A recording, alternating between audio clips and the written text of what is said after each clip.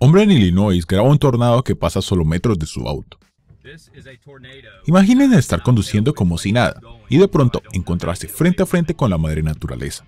Ese fue el caso de Sam mientras conducía por Rochelle, Illinois el pasado fin de semana.